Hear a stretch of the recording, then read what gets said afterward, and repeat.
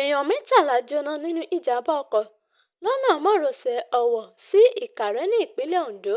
Ènìyàn mẹ́tàlá ló jẹ́ ìpè ẹlẹ́dàá ní òwúrọ̀ òní ọjọ́ Àbámẹ́ta tí í ṣe ọjọ́ 28 oṣù Kejìlá nínú ìjàmbá ọkọ̀ tó wáyé ní agbègbè Abúlé Páànù ní òpópónà márosẹ̀ Ọ̀wọ̀ sílùú Ìkàrẹ́ nípínlẹ̀ Ondo.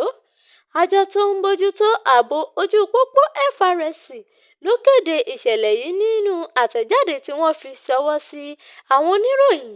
Ọ̀gá àgbà àjọ náà nípínlẹ̀ Ondo, Ọ̀gbẹ́ni Samuel Ibitoye, ẹni tó sọ̀rọ̀ yìí di mímọ̀ nínú àtẹ̀jáde kan sọ pé ìṣẹ̀lẹ̀ yìí wáyé ní déédéé agogo 10 òwúrọ̀ lẹ́yìn tí ọkọ̀ akérò méjì kọlu ara wọn. Ọ̀gá àgbà FRSC náà sọ di mímọ̀ pé ènìyàn 14 ló wà nínú àwọn ọkọ̀ méjèèjì tí 13 sì jóná láì dá wọn mọ̀, tí wọ́n sì dóòlà ẹ̀mí ẹnìkan, èyí tó wà lẹ́sẹ̀ kan ayé ẹsẹ̀ kan ọ̀run.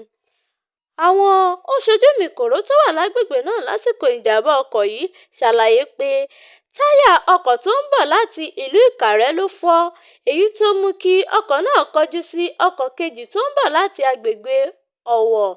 Wọ́n ṣàlàyé pé iná sọ lára ọkọ̀ méjèèjì ní kété tí wọ́n fi orí sọ ara wọn. Àwọn ènìyàn náà fi kún ọ̀rọ̀ wọn pé kété tí ìṣẹ̀lẹ̀ náà wáyé làwọn ikọ̀ ọlọ́pàá FRSC àti panápaná dé oríkò ìṣẹ̀lẹ̀ náà láti dóòlà ẹ̀mí àwọn ènìyàn tó wà níbẹ̀. Ọ̀gá àgbà àjọ EFCC náà sọ pé wọ́n ti gbé ẹni tó farapa lọ ilé ìwòsàn FMC ní ìlú Ọ̀wọ̀ fún ìtọ́jú tí ó péye, tí wọ́n sì kó ara àwọn 13 tó dolóògbé náà lọ sí ibi ìgbókùúsí ní ilé ìwòsàn kan náà. Ó wáá rọ àwọn awakọ̀ láti máa ṣe jẹ́jẹ́ lójú pópó kí wọ́n sì rí i dájú pé gbogbo ẹ̀yà ara ọkọ̀ wọn ló wà ní ipò tí ó dára kí wọ́n tó gùnlé ìrìnàjò.